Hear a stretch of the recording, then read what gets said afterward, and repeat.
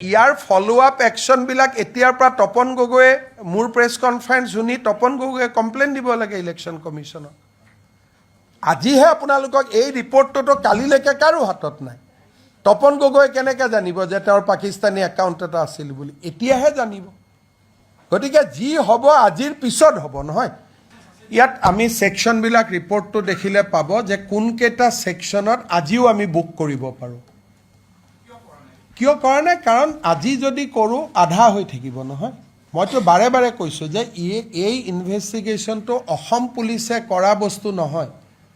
আমিতো ধন্যবাদ দিব লাগিব যে অসম পুলিচে ইমানটো কৰিলে। যেনেকৈ আপোনালোকে যিকোনো ইনভেষ্টিগেশ্যন এটা CBIক দিব দাবী নকৰে জানো? যে অসম পুলিচে এটা অলপ দিন কৰাৰ পিছত আপোনালোকে কি দাবী কৰে যে CBIক দিব লাগে?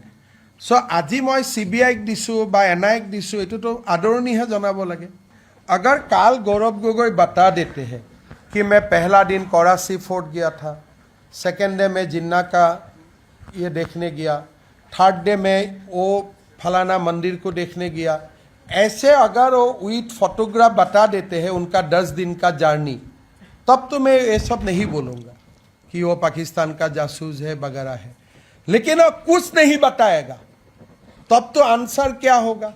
तो 10 दिन जरूर आप कुछ ट्रेनिंग किया होगा, नहीं तो ये सारे क्वेश्चन आपका दिमाग में कैसे आया, being the first time MP? तो the ball is in Gaurav Gogoi's court, not in my court.